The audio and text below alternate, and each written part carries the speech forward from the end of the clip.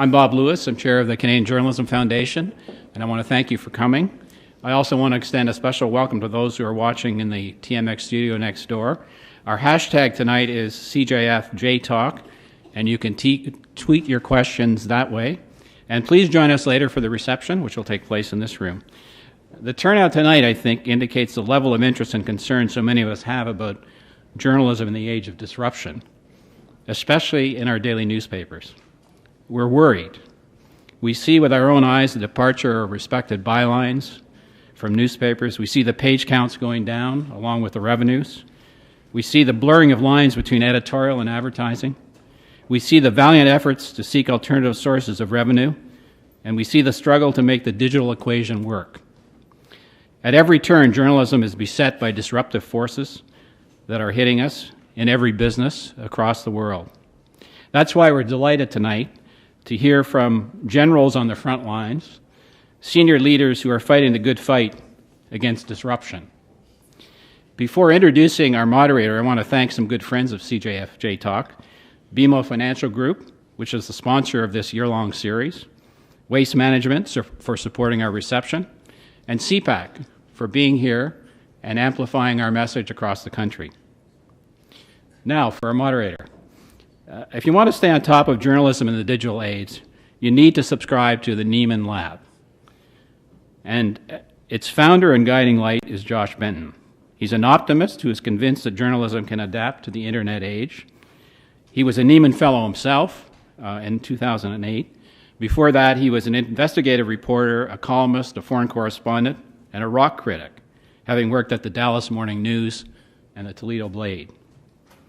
He's a Yale grad with a wide variety of interests, including maintaining his French language blog, Josh en français, as he puts it, pour pratiquer et améliorer ma langue ancestrale. So I give you the dental Cajun, the Cajun, Josh Benton. Thank you. That reminds me, I need to update that. It's been a while since I've updated Josh en français. Thank you so much for the introduction, and it's a great pleasure to be back here at a CJF event. It's been a couple years. I am from the United States, but I am a great Canada-phile. It's actually a point of mockery among all my employees how much I enjoy talking about Canada. I won't use my party trick of reciting all the Canadian prime ministers in reverse chronological order. I usually end up screwing up around the 20s or so. But it's a great pleasure to be here, and we're going to be talking a lot about these issues of disruption. And really, one way to think about it is whether or not to frame it as a fight against disruption, or whether it's a way to take the engine of disruption and try to figure out ways to benefit from it or to work with it. In a lot of ways, the forces that are affecting the newspaper industry in the United States and in Canada are larger than what any one institution can deal with. Very quickly, I want to introduce our four panelists. These are four men who represent four of the great newspaper companies of Canada. They have a significant influence over a lot of the media that you consume. Starting on the far end, we have Gerry Nott, who is the Senior Vice President for the Eastern Region for Postmedia, until quite recently the editor and publisher of the Ottawa Citizen. Next to him, we have André Pratte, the editorial page editor at La Presse, which has a very different model that we'll be talking about a little bit later. Next to him is Phillip Crawley, the publisher and CEO of the Globe and Mail. And right next to me, John Cruickshank, the publisher of the Toronto Star. Just think of all the home deliveries that these people are responsible for. It's a large number.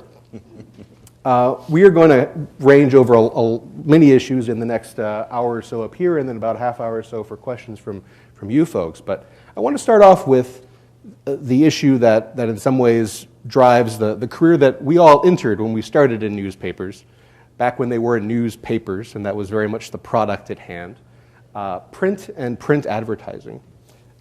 We mostly study the United States at Nieman Lab, and the numbers for print advertising there are frankly terrifying.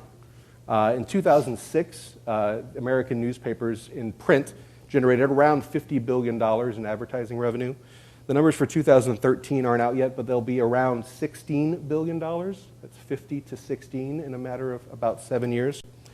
It's still dropping in the United States at the rate of somewhere in the high single digits, 7 to 9%, depending on the newspaper group.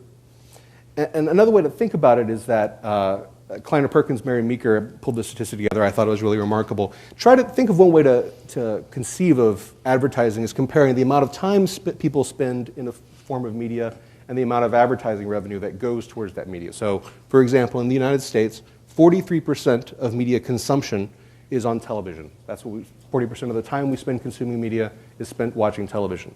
And 42% of the advertising dollars go to television. It's fairly balanced. For print, newspapers and magazines, 6% of our media consumption time in the United States now is done in print, but 23% of advertising dollars still go there.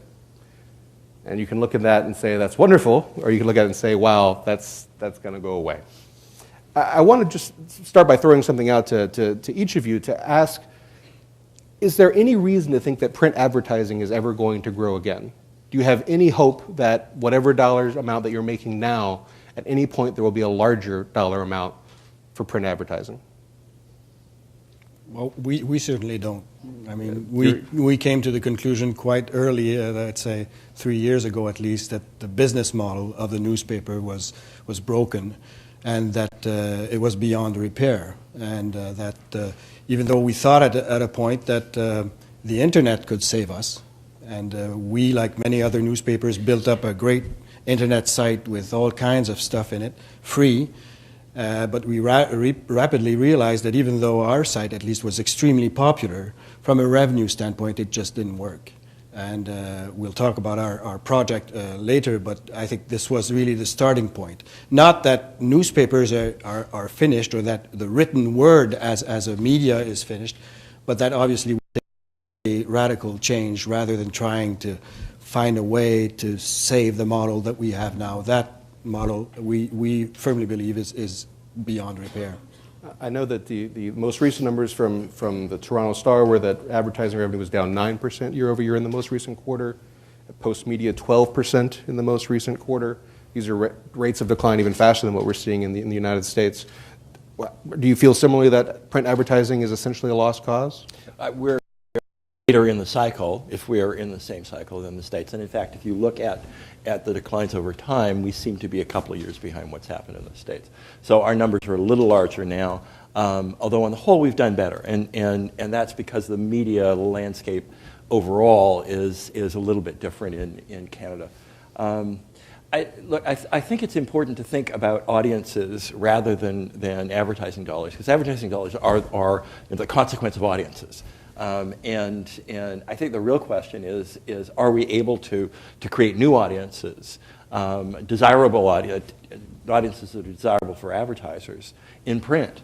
And the answer to that is yes, in some forms, and not in others. The old paid Metropolitan Daily is not going to have that kind of success. We've had real success in growing advertising revenue with the metro papers across the country. They're not anybody's editorial preference, but they're serving a really important function, an educative function for some folks, many of whom were not newspaper readers before. So there is a revenue influx there. I would say that the model is not dumbed down. The model is niche, because there may be niches in print where you can still earn money. How about at Postmedia? You have both the national paper and lots of metros. How do you see the print advertising market? Well, I think we would certainly celebrate single-digit decline. The 12 kind of stands out a little bit, and I appreciate too that we're sometimes open to criticism when we say, well, we don't really sell print, we sell audience, and in fact we do sell audience, and that we didn't used to talk like that. But I think we don't anticipate that coming back. On the revenue side, I think that there is some belief that if we can get the audience piece right and very narrowly and precisely define who the print audience is, we may be able to affect that decline in a positive way and either slow it down or stabilize it so that we're delivering the exact audience, the print audience that a print advertiser would want. At the Globe a few years ago with the redesign, there was an emphasis on what at the time was called a proudly print approach, investing a lot of money, $1.7 billion over 18 years in a new printing deal for higher quality paper, higher quality stock. Looking back, having seen what has happened to print advertising, does that seem like the correct strategic decision still for you? Not my money, by the way, not $1.7 billion of Globe money. That's what it's worth to Transcontinental to print the Globe until 2028. Yes, absolutely was it worth doing. It's given us a competitive edge that we would not have had. We've gained a lot of new advertisers that we didn't have before 2010 because we can offer magazine quality printing in a newspaper, and it continues to attract. So do I think that print advertising is ever going to get back to 1998 levels? Of course it isn't. Do I think there are areas of growth that we can exploit? Absolutely. And thank God for disruption. I wouldn't have said it in 1998, but thank God for Conrad Black being foolish enough to launch the National Post. We needed that to happen to disrupt the complacency of the Globe and Mail at the time. We need disruption to keep on moving us forward. The pace of disruption is increasing. And as far as I'm concerned, that's a good thing. We need to keep reinventing the business model. The way we did it 5 years ago, 10 years ago, not good enough. I don't know all the details of the printing arrangement, but one thing that struck me when it was announced a few years ago was the idea of making any sort of contract for print for that long a period of time seemed odd to me, since it seemed to predict with any sort of confidence what anyone's printing needs will be in 2020 or whatever. Seemed unusual. Is that a vote of confidence that the Globe will be a print product, on the same number of days that it is today, 10 years from now? Yeah, I would be expecting to print the Globe 6 days a week in 10 years' time. The demographics of our readership are such that there's a very strong desire to keep on with that choice. They want a choice. They want to be able to access print, access on a tablet, access on a whatever device they're using. But they don't want, in my view, what La Presse is trying to do, which is take print away. I'm glad you two are sitting next to each other. That'd be good. La Presse are having a hard time persuading their print readers to stop reading. I mean, if you look at what they're doing in terms of marketing, they're saying, please stop reading the paper, please stop spending the money on buying the paper, we're giving you this tablet for free. And how many copies have actually dropped? Not very many. So the familiarity, the habitual use of print, I don't have to tell you how many complaints we get at 6 o'clock in the morning if the paper doesn't arrive on the doorstep, even though it's snowing like hell outside. Expect the paper there. There's still a very strong desire for that, and I don't see that going away anytime soon. Great. We will get to the La Presse model in a second, but I did want to ask, let you say. But I just wanted to make the point that there's nothing mysterious whatever about the decline of newspapers. It's really been it's been steady, frankly, since the advent of television, and we can predict out now based on the audiences we have just how long the runway is. Well, the circulation decline has been going on since the advent of television, but the advertising decline is an entirely different curve. Well, except it's completely related because it's related to the average age of the audience. It really is about audiences. So, but the other point to make, it seems to me, is that in North America we became accustomed to a revenue split of 75 to 80% advertising and 25 to 30%.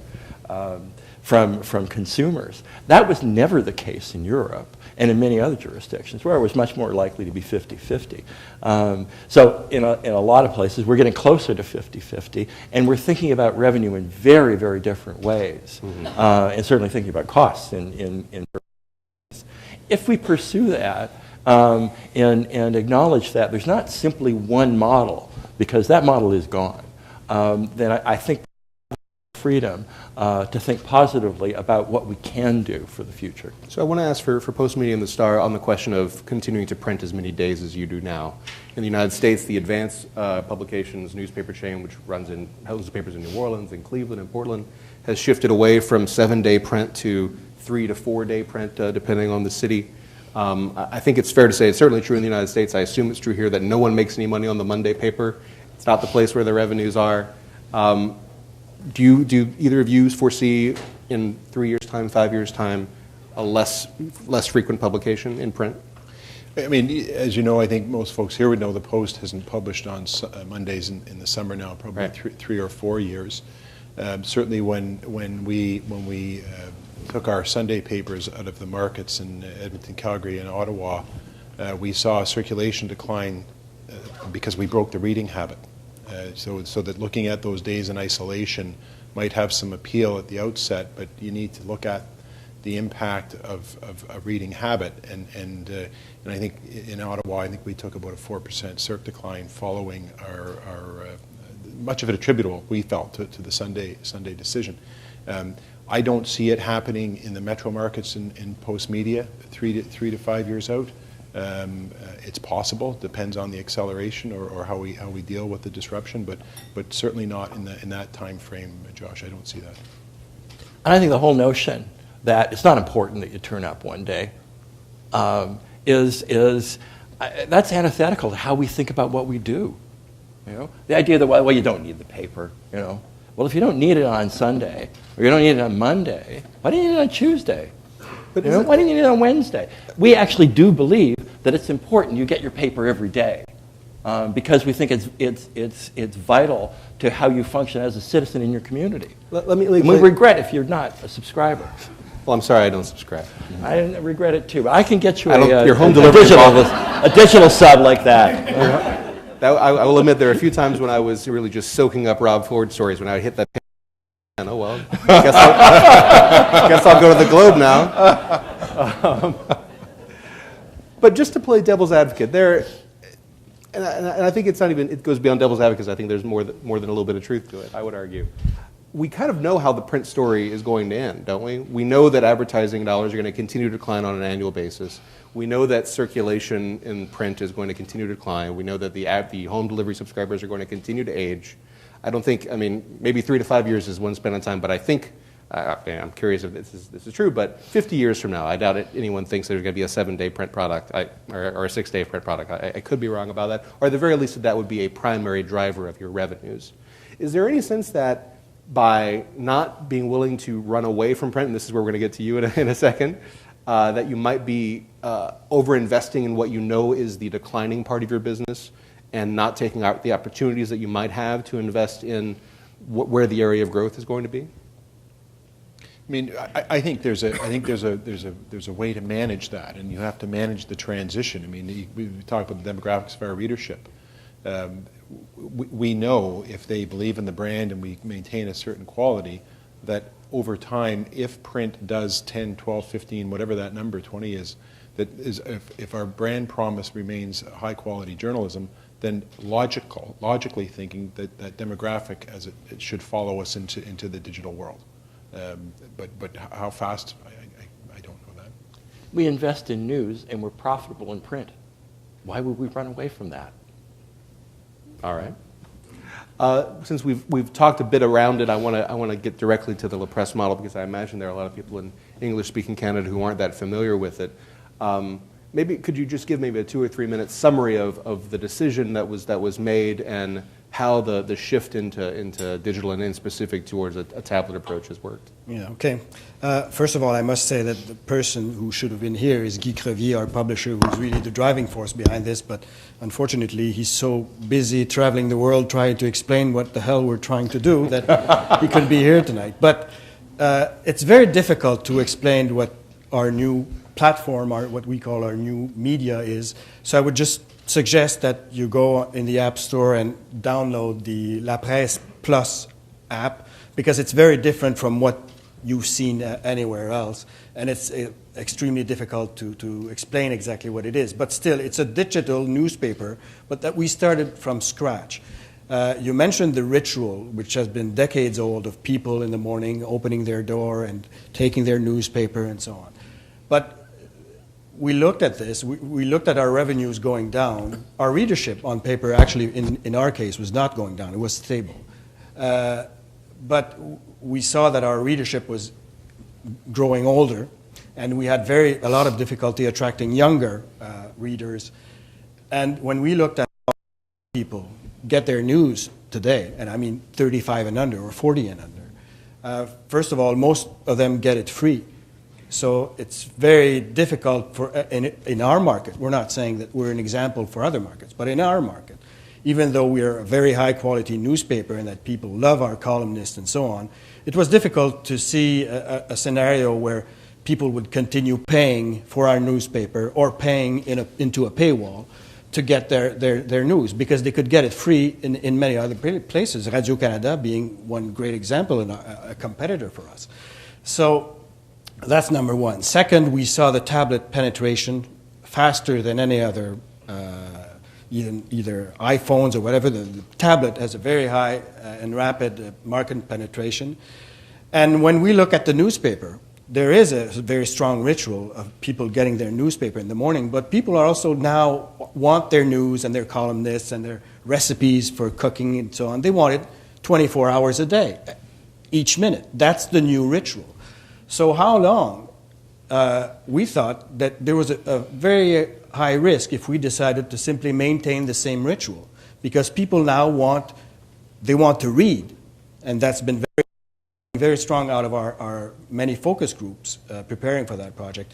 But they also want video, and they want to be able to interact, not only with their news stories, but with the advertisements and so on. You know, they want to interact. And all this a newspaper cannot do and will never be able to do.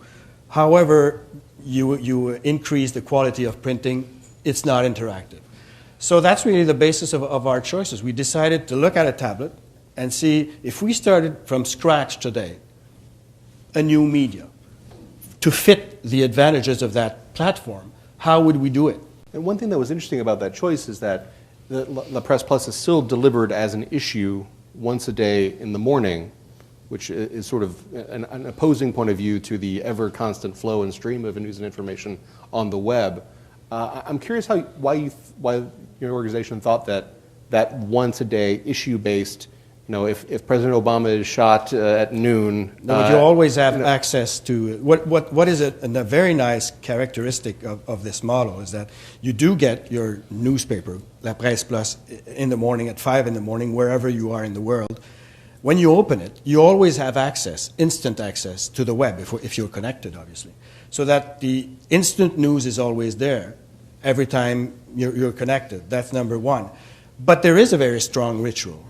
But the ritual is changing also, because, for instance, when we look at how people read our La Presse Plus, and by the way, the app has been downloaded now by nearly 400,000 different tablets, which is quite incredible for a French newspaper.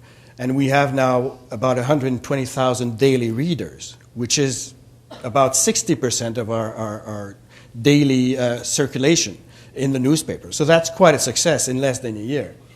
And we see that people spend about 35 minutes each day, but a big part of that is now during the evening, which is something people rarely did and is interesting for the advertisers. People tend to look at the news in the morning in their newspaper and the comments on politics and so on, and they look at at night they read more Sure.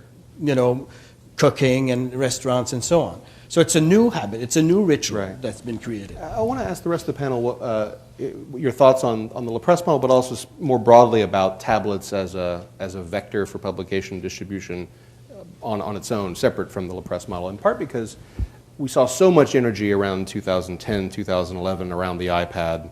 So many magazines decided they were going to invest a lot of money into building iPad editions. They thought that was going to be the way they could sort of recapture the channel of content that they had lost on the wide open web. And for the most part, they have been disappointments financially. And just yesterday, Trinity Mirror in the UK decided to kill its tablet project. And there's been some of the optimism that used to exist, I'm not sure exists in the same way. I'm curious, as folks who have not dedicated to the tablet as a specific distribution channel, but nonetheless your content is read on tablets, how do you think about it? Should I leave for this part, or can I start? Well, I'd like an answer from La Presse on how they're going to influence politics in Quebec. The Desmarais family, with their tradition of supporting a particular political point of view in Quebec. You've got Pierre-Carl Pelledeau potentially wanting to run for Premier of Quebec. If that were to happen, how influential would La Presse be on a tablet as opposed to having the power of the print medium to argue their case against what he would be trying to do? Because obviously PKP's got lots of media to apply to his cause if he wishes to do that. So I'd be interested to hear what degree of political power you think you might exercise through a once-a-day tablet delivery and a smaller website. Well, first of all, as a chief editorial writer, I already see that we don't have that much influence in what's going on. Certainly not these days. But it's good to see editorial writers honest with themselves. That's a good thing. Well, if you look at the Québécois on Québécois side and ours, if we had decided to stay simply in the print model, we never would have had PKP's influence, because he's got television. We don't have television. We don't. There's no way we're going to invest that kind of money in television. So, and you seem to take for granted that our newspaper operations will simply disappear one day. And in a way, we think it's probable, but the market will decide that. I mean, if readers remain very attached to the newspaper, it will remain for maybe much longer than we thought. But we also know that we have a lot of new readers on the tablet, and we believe that our influence is increasing because of that. We have a younger readership, much more engaged than young readers with the newspaper. So I would bet that our influence will increase rather than decrease. But your business model doesn't work if you're still paying for the print legacy cost and you've also got an expensive tablet product, because your tablet is a beautiful product. But Thank you. But it is not. Did you just stop there? But it is not a cheap product. It is not. It is not. You've spent a lot of money getting to where you've got, and it's labor intensive. You've got a lot of people involved in it, and that's an additional heavy cost. So you're paying both those costs. Can you do that? Well, we've also decreased cost considerably, both for the printing plant, Transcontinental, and our delivery costs have been reduced considerably. And we're trying to make this a very agile operation, where we've invested a lot, but we're also now trying to reduce, we're reducing the cost. We invested a lot because we were creating a new product, and we're getting revenues now out of this new product. If we had decided not to do anything, we would lose money. Our influence would decrease because we would not be able to produce as great content as we do now. So I would like to move on to a couple other subjects, but I know that both folks on both of our ends would like to make a brief comment about tablets. Well, just quickly, I mean, first of all, the status quo is not an option, and the press has done its gamble, and more power to them. Postmedia, we're doing something a little bit different. In the spring, we're going to relaunch the Ottawa Citizen on 4 platforms, on print, web, smartphone, and tablet. Each with its very specific targeted audience based on who we know uses those products. The tablet product will be a part of that, and it'll be a different product, very different than the press. It's going to be an daily evening publication. But I think the point is that we think that there is a play there. We think that the technology offers us an opportunity to tell stories in a very, very different way, and there's an audience for it. Perhaps not on its own without some very serious consideration what you're going to do on the other platforms to capture the entire audience you want. Right, and at the start. Well, I want to first to say that I think La Presse has done an extraordinary job and been incredibly brave to do what they've done. And their circumstances may be sufficiently different in Quebec from what the kind of environment that we're in, that you can entirely justify that while deciding you want to do something quite different in this world. I like Gerry, think that different technologies choose different audiences. And then you can further refine that with the kind of news agenda that you bring to it, and the kind of formats and approaches that you have. And that's really what excites us. We've spent a lot of time. We've got a print product we think works very, very well to achieve the kind of influence we want and the kind of impact we want and to achieve profitability. But we have put an enormous amount of attention and engagement into thinking as news people rather than as print people, and trying to begin to plumb the opportunities to connect with new audiences, different audiences, lost audiences on different platforms. So we wouldn't want to give up any opportunity on any platform. And also, we're not sure that the tablet is really the terminus of technology. There may be something there beyond might be something it. after Yeah. it, maybe. All right. Well, we'll see about that. I might just make a point, because I Very think brief. John there is one, I think, specific aspect at least in our market, is that a paywall does not work and will not work. I mean, La Presse is a general family newspaper. We have very good content that our readers love, but many of our readers would not pay more for it, and our advertisers are leaving us. And a paywall on our website, even though our website is extremely popular, would simply not work. What a beautiful transition to talking about paywalls.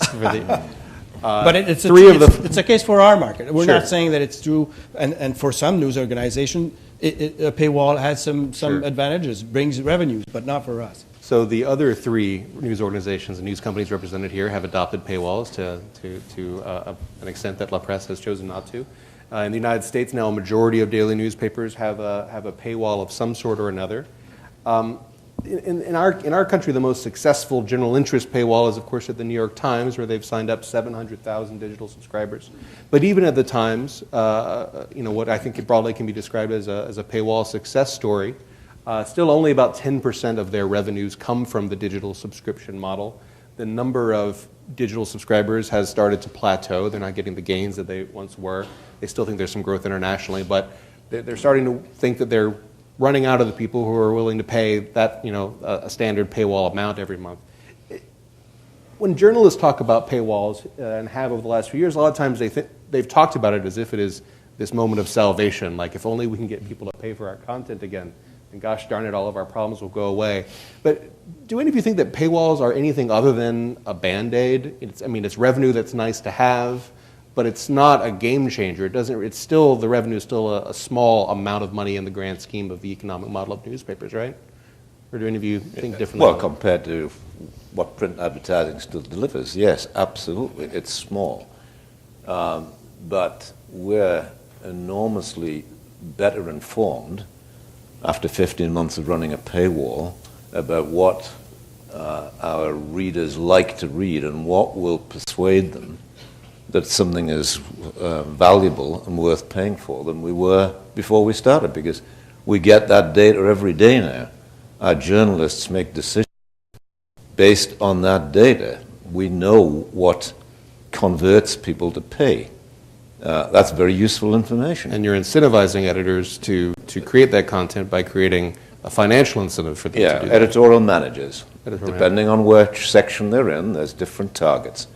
But we set targets for traffic, we set targets for video plays, we set targets for how many subscriptions we can convert in the course of a month. And there's a very direct cause and effect. I can tell you that 75% of the subscription conversions that we get are driven by business content. So the Globe and Mail has a very strong business section. Makes a lot of sense. That's what works. It's not other stuff, it's that. So are you now dedicating more editorial resources to business as a result of that knowledge? Absolutely. Yeah. And we're very conscious that that's a competitive area, business journalism. Bloomberg are moving into Canada in a bigger way. Wall Street Journal are moving into Canada in a bigger way. So we're not taking anything for granted. But yeah, that's the new discipline that exists in the newsroom about what we choose to do every day. So there are groups of people who meet and talk about this at 8 o'clock in the morning, 9 o'clock in the morning. They make choices based on that. Sure. I think that's a very good discipline.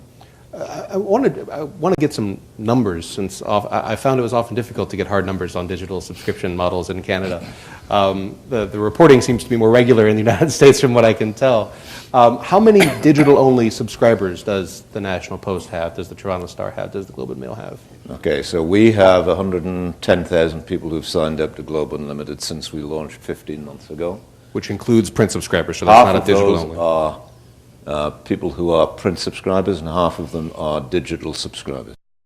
1,000 Yeah. digital-only subscribers, okay. How about at the Post and the Star? And we'd be at about 137,000 all access, so print and That's at the Post or the Postmedia? That's Postmedia. Okay. And in around 45,000 digital. For all the papers combined? Yes. Okay. And how about the Star? We're still at too early a stage to make numbers public. I did notice that in November you said that it was too early to tell, and after 6 months we'd have a better sense. 3 weeks from today is 6 months. So I do acknowledge that we are a little bit early, but I don't know what will arrive in the next 21 days. All right. I look forward to calling you back in 22 days. I'll give you the extra to get together the numbers.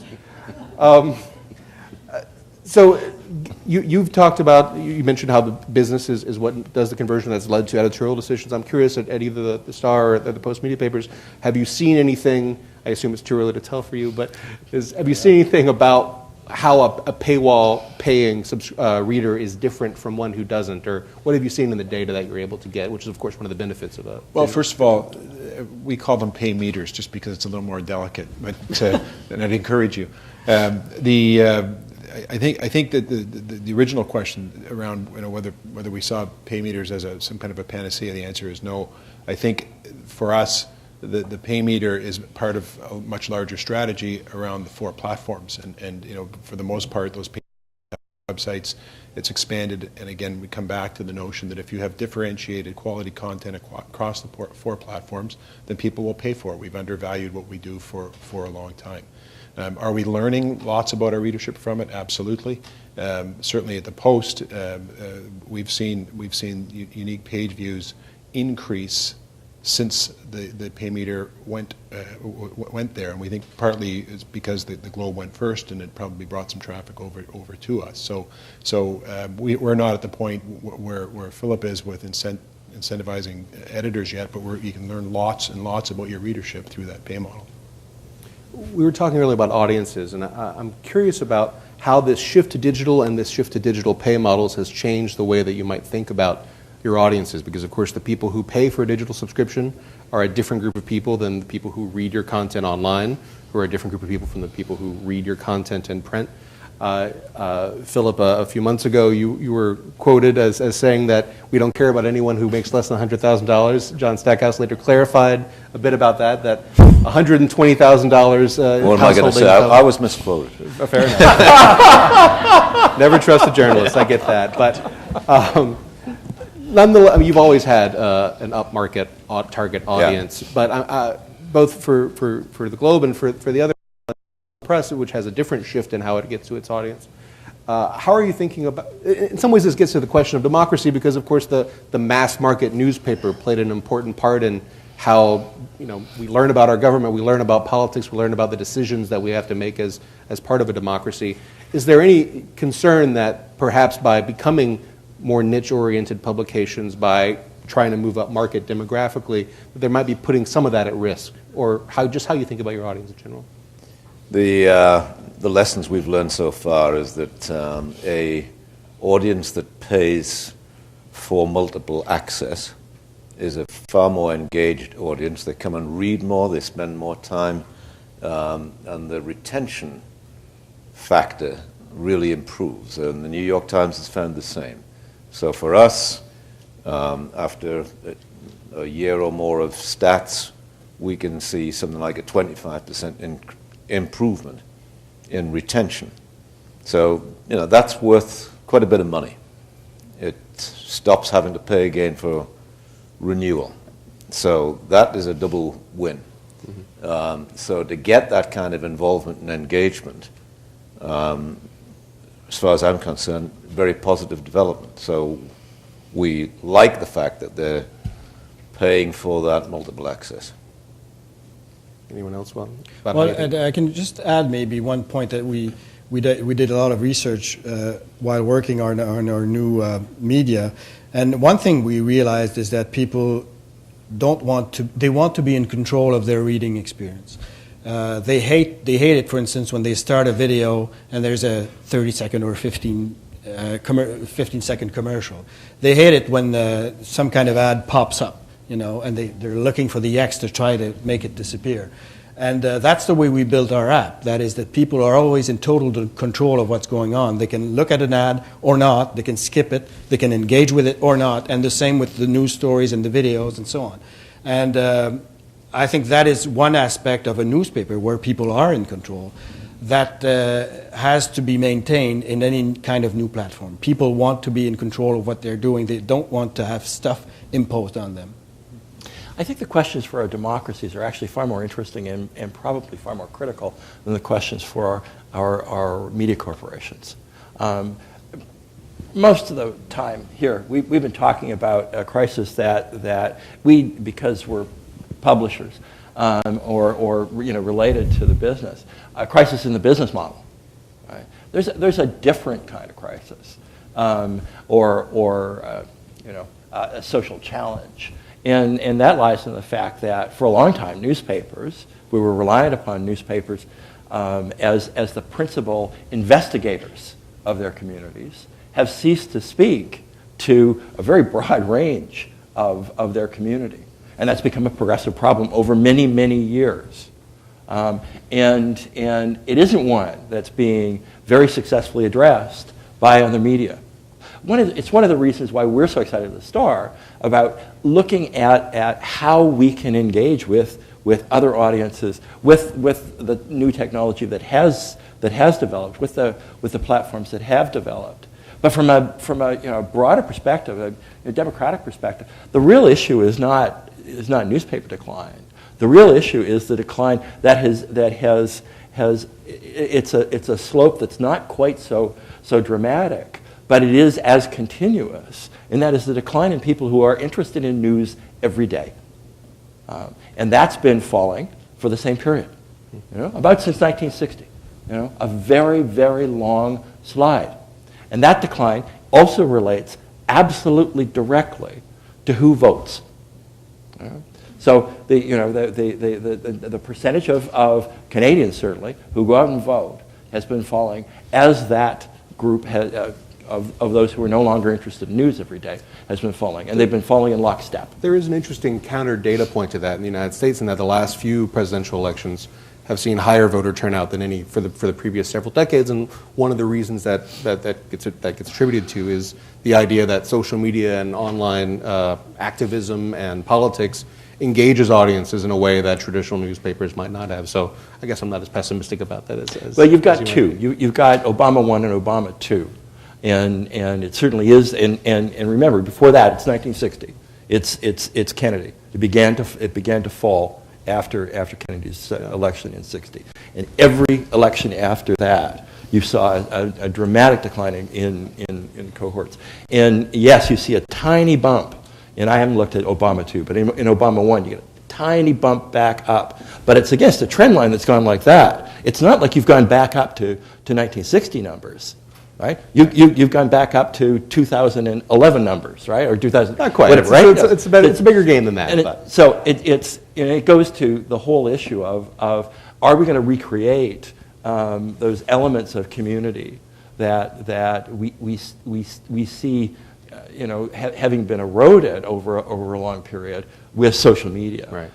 And I mean, it's an interesting and very long discussion. Sure. I do want to ask, since the traditional newspaper business model, on our continent at least, was two legs of the stool, that advertising, circulation. Two-legged stools rarely do well, but these were very strong legs, so it worked out just fine.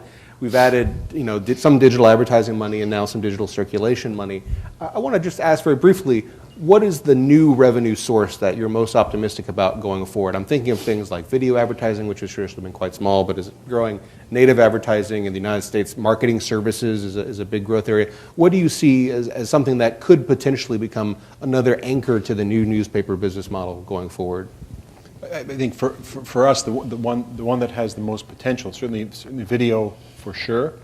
We've taken a swing at video and missed. I think it was 3 Like years most ago. newspapers. I think we sent out 300 flip cameras to our newsrooms. That most of them are still sitting in boxes.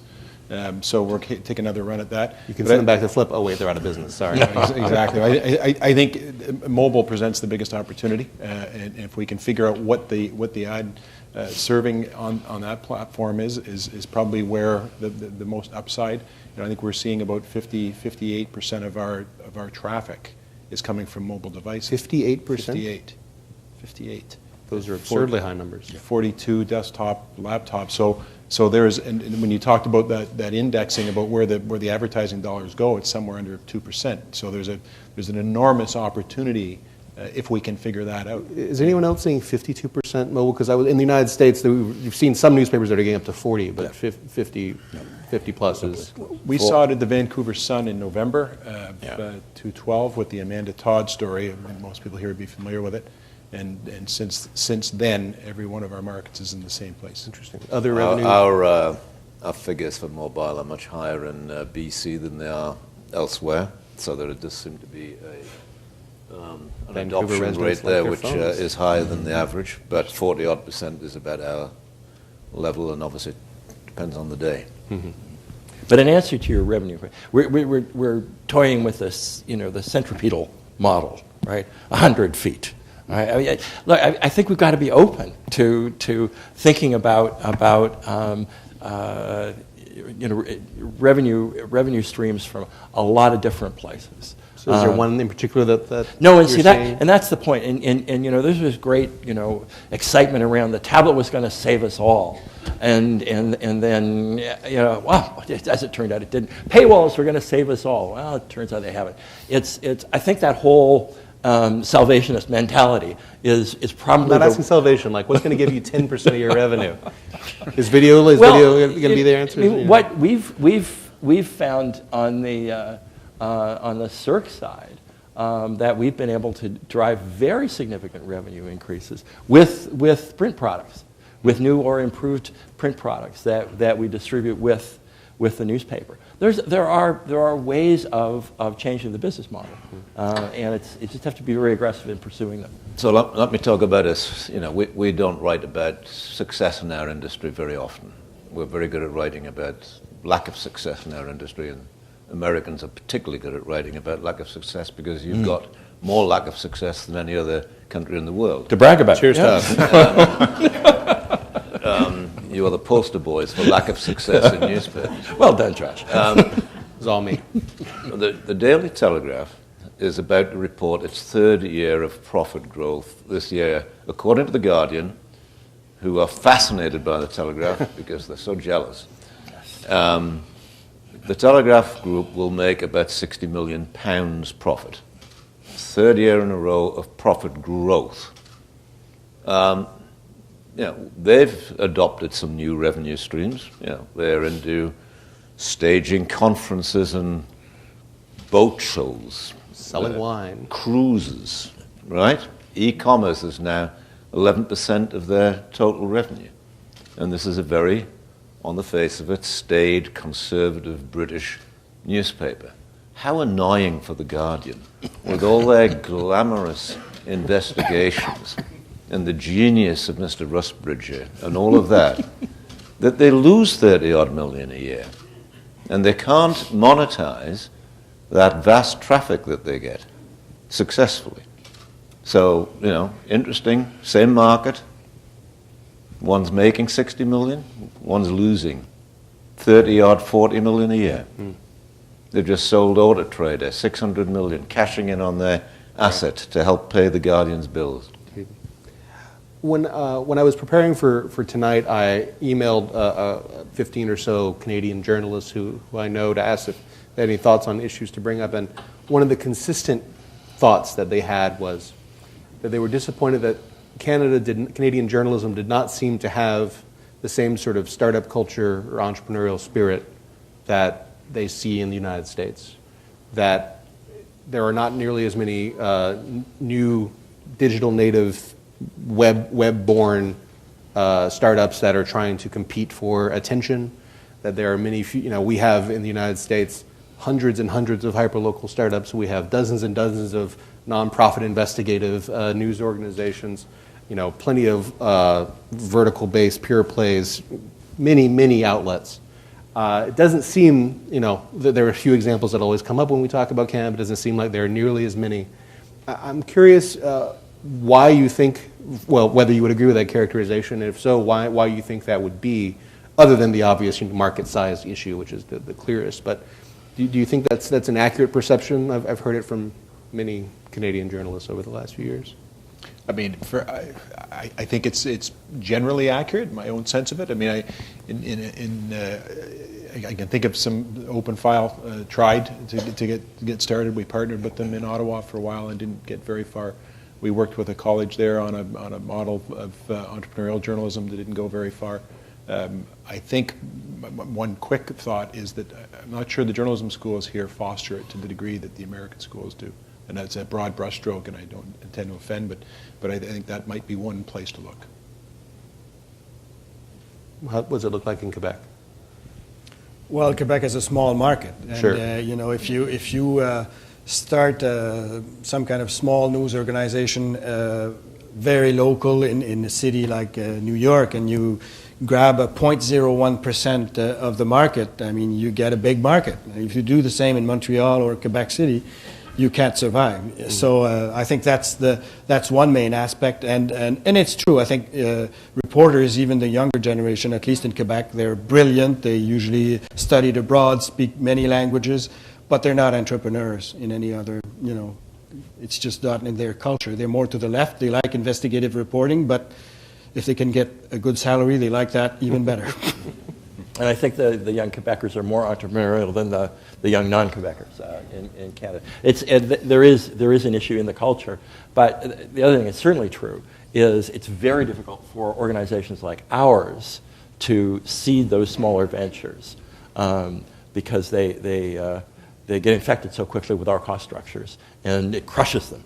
What's interesting is from what I've seen in the smaller countries in Europe that have a similar sort of smaller market issue and they don't have a lot of startups, it seems that those are some of the countries where the established news companies have been able to start Craigslist before Craigslist comes in and to take advantage of some of the online business opportunities, often not news related, but business opportunities that can generate revenue. And it almost seems like their establishment position has helped them. They've been able to take advantage of that. How many non-Norwegian players compete in Norwegian? Right? Right? I mean, this is Norwegian, not many at all. I mean, this is really the issue. Yeah. It's if you're in an English market, then you're competing with everybody else working in English. Is there any sense, though, that when I worked at the Toledo Blade, I always listened to CIMX radio, 89X in Windsor, and that meant that I listened to, because it was the 90s, I listened to a lot of Sloan and Super Friends and Jail and things like that. And that was specific. The only reason that was the case because CanCon regulations meant that those radio stations were playing those songs and those artists, and I still go to Sloan shows today, as scary as that is. Now, is there any sense that when the Huffington Post is more than happy to move into Canada, they're more than happy to try and take it, and I'm sure there are lots of other outlets that feel similarly coming from the United States. Is there, I don't want to say a cultural protectionist sense, but is there a sense that there might be a role to play to make sure that these entities, that Canadian online media is Canadian online media and not a watered-down version of American online media? Not to get all imperialist on you, but... Is there any role for any? I would dread to think that Canada could become any more protectionist than it already is. All right. It's bred deep in the bone, and it's media, it's telecoms, it's banks. We don't need any more, thank you. I don't think we object to HuffPo, because HuffPo is actually hiring young reporters sure. In the country and doing kind of a nice job of developing a news, a local news culture. The issue for us is not U.S. news outlets. It's Google and Facebook. Which, of course, control, I mean, in the United States at least, 70% of the digital advertising market is controlled by 6 companies, and Google and Facebook control about 40 to 50% of that. So yeah, and we're just completely integrated into that market, and sure. So they've taken. I mean, most of the transfer of of advertising dollars that have gone out of Canadian newspapers. They've wound up in the pockets of Google and Facebook, not other American media, news media. That's an aspect that at least the feeling I have, is that we don't really master yet the impact of the social media for news. During the student strike in Quebec last year, La Presse in particular was criticized a lot by the young people for our coverage. And after this, and it was a very emotional period for journalists, because they were attacked during demonstrations by students who thought that we defended the universities and the government. And after the strike, we had our research department look at how young people got their information. And of course, young people were very much interested. So at this period, at least, young Quebecers read a lot of what was going on. And we realized that they did not get their information from news sites or newspapers or television, and not even Twitter. They got it from Facebook. They got it from their friends who told them there's a demonstration there, or look at what La Presse wrote, or look at, Facebook was their source. And I think that's a huge challenge for all news organizations. That is, people will read us, maybe they will continue reading us, but through Facebook and not through our own sites or apps or We're almost out of time for this section before we get to the questions from the audience. If you have a question, now is a very good time to tweet it, because that's the things one does in the 21st century. Hashtag CJFJTalk. One last question I want to just ask. I get questioned a lot, and I'm sure all of you do as well, from young journalists, university students, high school students who are interested in a career in journalism. In a lot of ways, today's 18-year-old or 22-year-old has spent their entire life creating media in a way that encourages a lot of them to want to be interested in journalism. A few years ago, when people would ask me advice, the newspaper decline in the United States was such that it was kind of hard to recommend a lot of things. But in the last 3 years or so, the online media industry in the United States has grown up so much. There's so many opportunities that I feel pretty good talking to these young people and saying there are going to be opportunities available to you. I'm just curious, given that it's a little bit different in Canada, as you said, two or 3 years behind, perhaps. What sort of advice would you give to someone about their, legitimate advice about career prospects for someone who is interested in entering the journalism business right now? Just if we could just quickly go through. I would share your enthusiasm, to be honest with you. I think the opportunity, as this industry reinvents himself, the need for 22-year-old people coming out of school, not print native and digital native, is fantastic. And I know, as we've gone through a series of difficult cuts at Postmedia over the years, the one thing we have always been able to maintain, thankfully, is the summer internship program and those kinds of things that more and more of those folks are coming into our newsrooms and showing and taking on responsibility for educating senior people. And I'd hate to see that go away, and it's vital. André? Well, I would tell them exactly the same thing that that we've always told them. That is, number one, get a real education. Don't only study journalism, but study other stuff, because that's the only chance you'll get to study other stuff. But besides that, I think the future is very bright, because whatever the problems we might have in the newspaper industry, the written word is still extremely powerful, and people read a lot still, and they want to read. Another thing we found in our focus groups, and young people read. They read differently maybe, but they still read.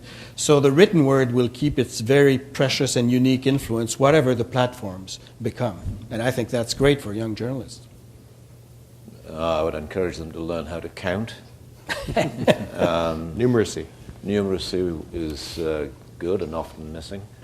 And particularly, we need far more people with an understanding of data and how to use data cleverly, and apply that to journalism, as well as to knowing how to market that journalism. So I think there's big opportunities, but it's different skills. People need to learn how to shoot video. Career path has been disrupted as much as the industry has, but there are I think there are lots of opportunities and very interesting ones, and a requirement for a fascinating package of skills. But anybody starting up in any new job, it's always better to have been born wealthy. Right? Well, there's your advice. Pick rich parents. That's it. Well, on that note, it's time we can start getting questions. The microphone is back there. Because this is being live streamed and broadcast, we do ask that everyone go back there. A reminder, a question is something that ends with a question mark. It is not something that ends with a period after a lengthy exposition. Yes, ma'am. I tweeted my question too, so you can ignore it when you get the tweet. I'm Alex. I work for Global News. I once worked at the Star, so I know some of you. My question is, I'm one of those young people who never pays for paywalls, and I work for a TV station. I don't even have cable. But I'm wondering, something that I find interesting, and I think my generation would actually go for, is Netflix. As you know, Netflix is growing, and things like Next Issue, which is just going in right now with magazines, I think actually have potential to, I'd be willing to pay for that. I'm wondering if you have thought about that for a newspaper model, and whether that's something you would consider working together. For one subscription fee, you can actually get access to 10 different newspapers, and maybe people would be willing to do that. In other words, have you ever considered violating antitrust laws? Is that appealing to any of you? No, but this is a great time to start. Her phrasing, not mine. But I repeat my answer: learn how to count and decide how many times you're going to divide up that pie. with newspapers in very particular, much as simple as that. because there's not a lot of people who really want the Ottawa paper and the Vancouver paper and the Calgary paper, that it can be a tougher sell, I think. Do we have another? The mic stands empty. Do we have anything from Twitter? No. You've been All right. unbearably convincing. Well then, But I think I might just add one word about how people read today, and especially young people. And that's a challenge for newspapers, is that, and I have two boys, 25 and 26, and I see them, or I saw them before they left the house. They're used to multitasking, and they do it all the time. And it's very difficult when you read a newspaper to do that. So I think in the end, the newspaper may last for years and years and years, but obviously more and more people will be doing multitasking, and they will want to have a platform where they can read the news, read a good column, pick up a nice recipe, chat with someone, look at videos. So it seems pretty clear to me that those mobile platforms are the news platforms of the future. yes. So there was a really good session in the fall of 2009 between Jay Rosen and Andrew Keene and Matthew Ingram on the future of journalism. And I know that a lot of you, a lot of senior managers, including Mr. Crawley, not to single him out, were in the audience for that. And what lessons can you remember that were floating around in 2009 about the problems facing the news industry and possible solutions that actually came true out of that discussion, if you remember it at all, or if you remember just the general issues of 2009, and what did we get wrong in trying to diagnose the industry back then? To frame it a different way, imagine it's 2009 again, and you know what you've learned over the last 5 years or so. What might you be doing differently? Well, maybe you familiarize the audience and some of us with what was actually said then. So I don't remember that. This is really testing. Let's broadly just say a lot of people thought a lot of things 5 years ago. Some of them turned out to be true. Some of them turned out to be untrue. If you could go back in time and speak to your 2009 self. Well, For example, Jay Rosen and he said that, or specifically, Glacier said, the internet does not raise revenues, it reduces costs. Is that proven true? Well, what we found is that the money we invested in the internet, in having a great news site in the internet, it was costly, certainly, and it did not bring revenues. So I think 5 years ago, well, maybe a bit longer than 5 years ago, we strongly believed that advertisers would leave the paper and go on the internet on our news sites because our news sites were so popular. But in fact, they left the newspaper but went elsewhere. We lost them.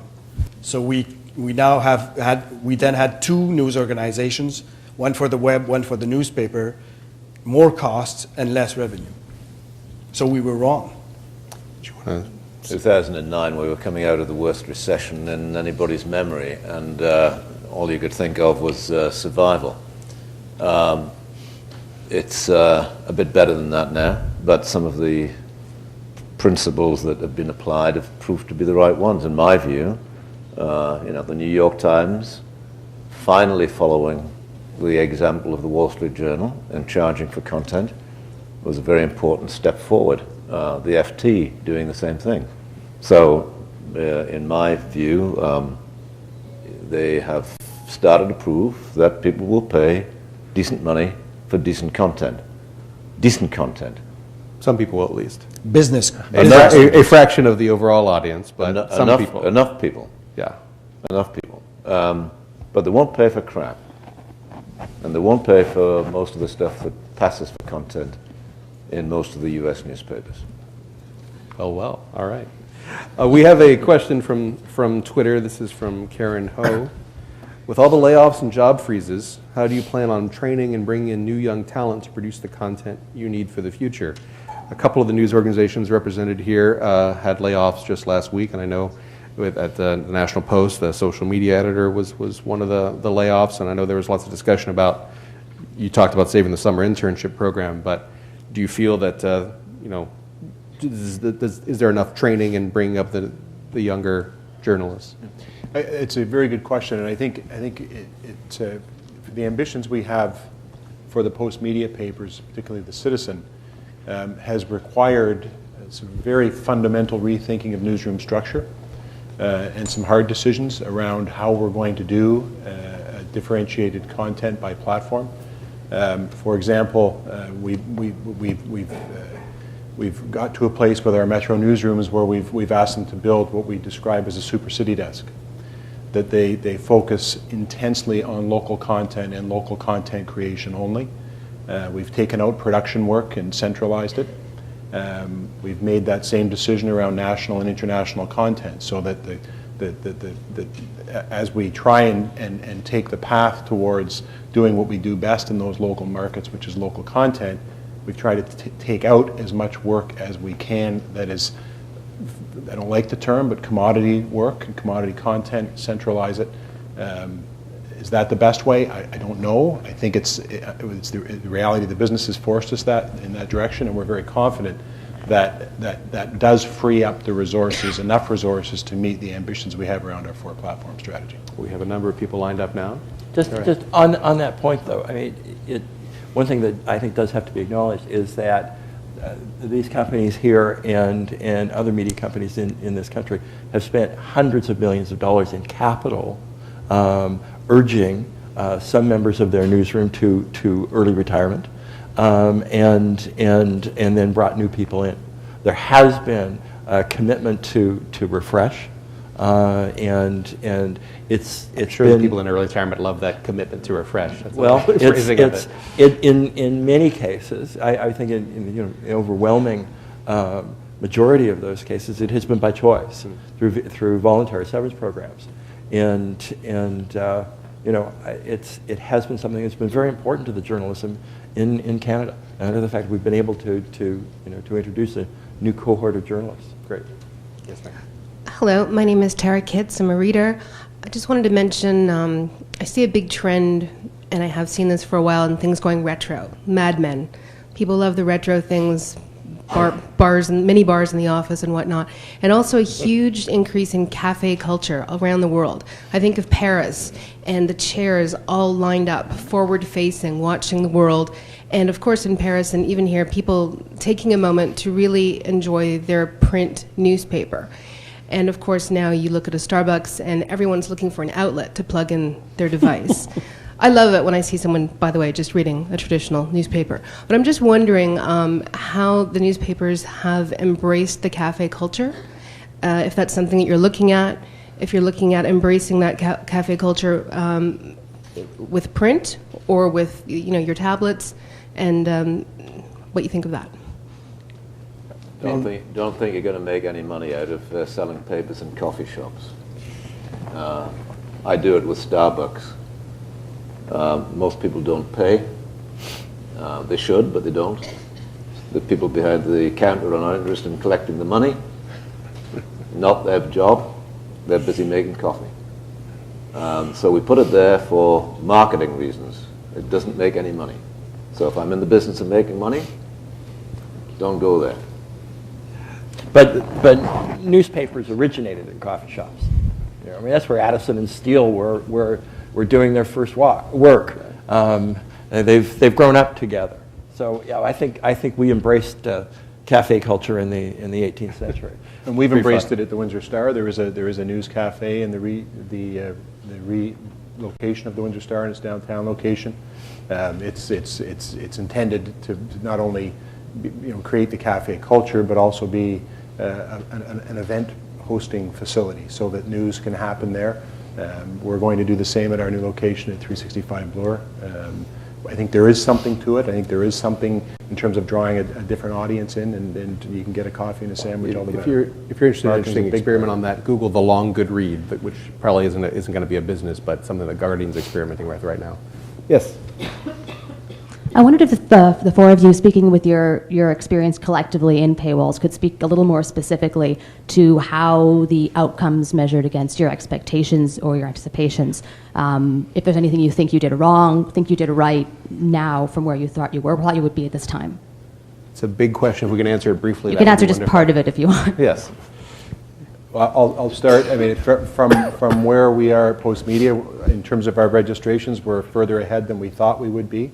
The all-access bundling has been successful, tricky, and as we relaunch our platforms, we're going to have to go back at it. It's progressing better than we thought it would. Yes. Any other short thoughts from anyone? Yeah, we are happy with the numbers we've got so far.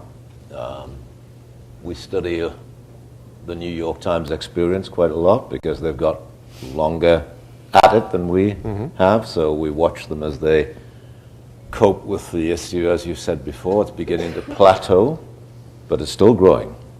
2.5 years in, or nearly 3 years in, they're still achieving growth on their subscriptions quarter by quarter. Right. That's not bad. And there's other things they can still do, and they are. As we'll find out. Slicing and dicing their content to sell individual bits. We'll see how that works. So this is still quite a new process. But so far, I like the money, I like the engagement, I like the involvement. You'd rather have the money than not have the money, yes. Right. Hi. I have my question sort of as a journalist / closeted academic. And it's sort of in reference to something Mr. Cruickshank brought up about the role of the media in democracy.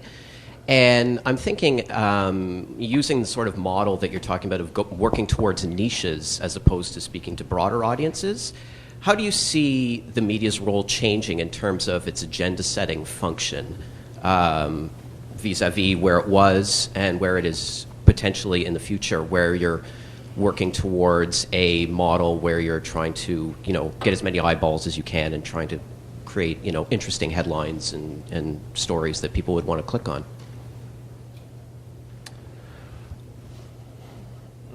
I'll say one thing related to that. The agenda-setting function, I think a large part of it has shifted to social media in the sense that news organizations can produce content and it often will have effect, but in many cases it's what gets amplified and picked up that leads to some elected official suddenly having to change his or her mind on an issue or something because things get picked up. So a portion at least of that agenda setting has shifted to a more diffuse crowd online. I don't know if anyone else has any other. Well, the only other point I'd make is that regardless of which niche you pursue, I think it is the investigative attitude is enormously important because what social media picks up is what news has been broken. I think that's tended to get seen and put all into one watchdog bucket. And I don't think investigative should be. We shouldn't think of it as being restricted to that. I think investigative reporting can be very, very important across a whole bunch of social functions. I think it has been, and we're probably only going to fully acknowledge it if we lose it. But I don't think that we need necessarily lose that through success in niches which may simply be the newspaper taken apart. But whatever the disruption in the news media, I mean, if I take for the province of Quebec, there has never been as much investigative journalism than in the last 5 years. Television and newspapers, everyone has now its investigative team, and investigative journalism never has had as much impact in Quebec as it has had in the last 2-3 years. So I think whatever we discuss, platforms and revenues and so on, the news will remain the news, and a good column will remain a good column, and a good analysis will remain a good analysis. You just add tools to make it even better, but in the end, it's the same thing. It's getting a good story. But we're not doing it all for eyeballs. I mean, the Arctic project that we published last Saturday isn't going to get the kind of traffic that Rob Ford gets on an average day. But we think it's an important subject to put on the table and engage people in debate about. And that debate will go on potentially for weeks. Running lots of pieces about the dangers of transporting oil on tankers. Not going to get fantastic traffic, but it's a very important subject, and I think people care about that. I do want to get to everyone up there, but there's one question from Twitter I wanted to throw out there, which actually your mention of the Arctic project reminded me of it. It's from Michael Lockhart. What's the consensus surrounding the role of sponsored or branded content within your papers? I know the Globe in particular considers that a significant part of the business, and I know that GE has branding attached to those stories. And we only have 5 minutes left, so it's hard to have a discussion about branded content, native advertising. But any thoughts about boundaries? GE puts money towards and helped us effectively to pay for that project. I mean, we made money out of print and digital advertising. So they weren't paying our bills, but the ads that you saw embedded in Ian Brown's long, brilliantly written piece weren't intrusive or popping up and getting in the way or anything like that. They were well used, and we don't call that native advertising. It's ads in context. Sure. So in that case, was that GE approaching you? Was that you approaching GE? They were looking for any theme around innovation and exploration. As GE does in a lot of places. Yeah, so we go to them and say, we've got a very big project coming, you might be interested in this. Okay. Any other brief thoughts on just quickly, there's money there, there's lots of money there. It's about the transparency that's attached to it. It's certainly growing inside Postmedia.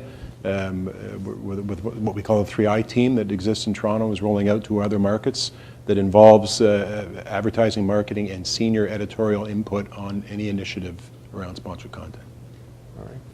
Yes. Hello. So I work at a startup. I'm a journalist, and I went to a talk earlier this year about just a similar theme, and one of the things that came up was selling data. News organizations produce a large amount of data, and you already use it in certain ways to sell ads to advertisers. So would you consider selling that raw data, and what would be the ethics behind that? Are you thinking specifically of reader data, or are you thinking of like your audience? Like you've got people on your websites, you've got people on your tablets. As magazines have done for some time. Mm-hmm. It's going to be a huge subject, I think, coming this year, because of you've got Privacy Commissioner here weighing in. You've got challenges to Google's use of data. This subject's going to get hotter and heavier, and I think we all take a huge risk if we take liberties with the data and don't if we're not transparent with our customers. So if they're aware and they're okay, fine. But if you're doing it and not saying it, I think you're in real trouble, because you won't get forgiven. Certainly our readers will say, you've broken our trust. We didn't expect that of you. You should have behaved better. Correct. And they will not be forgiving. Any other thoughts? Good. Great. you're not in line. I'm sorry. You were standing right next to her. Sorry. Well, let me ask one last question because we are about out of time. One thing that is distinctive about the Canadian context versus the American context is the role of the CBC and Radio-Canada, as you mentioned, in Quebec. I know in the UK, the local media has had a series of discussions / arguments / lobbying efforts to limit the amount of work that the BBC can do in local media because they want to protect their territory. And certainly having a free alternative that is government subsidized certainly provides a market challenge in some ways. I'm curious if you think that the story of Canadian online media and the online media business would be rolling out differently if the CBC wasn't in the role that it is. Well, it certainly would have made a difference for us, I think, because many of our readers are also customers of Radio-Canada's news. And of course, all that Radio-Canada does is free. Their websites are free, obviously. So it certainly weighs a lot when we considered, having some kind of paywall or whatever. So you might have been more willing to have a paywall in charge if you didn't have the free alternative. Possibly, but obviously we knew that our readers, people who like us, also are great consumers of Radio-Canada's products, Sure. which will remain free. So I know feelings hardened in certain corners of Postmedia when the Calgary Herald went to a paywall on CBC, thought it was a news story worth telling. I object to the notion that the CBC is free. They have the best paywall in the country, and I can't opt out of it through my taxes. So I think the tenor of the conversation would be quite different. It seems to me interesting, though, that the notion is that if CBC wasn't there, it would be easier for us to go behind paywalls and charge folks more. We'd have them prisoner. That sounds like a great reason to have the CBC, among many other great reasons to have the CBC. Sure. We have in the United States National Public Radio station. It's obviously not the same, but no. It's a significant. There are plenty of NPR stations who are readily excited for when the local paper puts up a paywall because then they can try to snare some of that audience. Well, there's an enormous public value in having universal access Sure. to breaking news, and in Canada there are special requirements for that. I think CBC has played that role wonderfully over many years. All right. Well, I think we are out of time. So, Natalie, would you like to? Good evening, bonsoir. I'm Natalie Turvey, Executive Director of the Canadian Journalism Foundation. This is the second time Josh Benton has been kind enough to join us in Toronto in coldest January. So, Always Josh, always January. I want to thank you for the work you put into making this a lively and substantive discussion. Thank you so much. And our thanks to our panel, John Cruickshank, Phillip Crawley, André Pratte, and Gerry Nott for your insight into the new business mix and meeting readership and audience and advertiser demands in a disruptive media landscape. Thank you so much to our panel.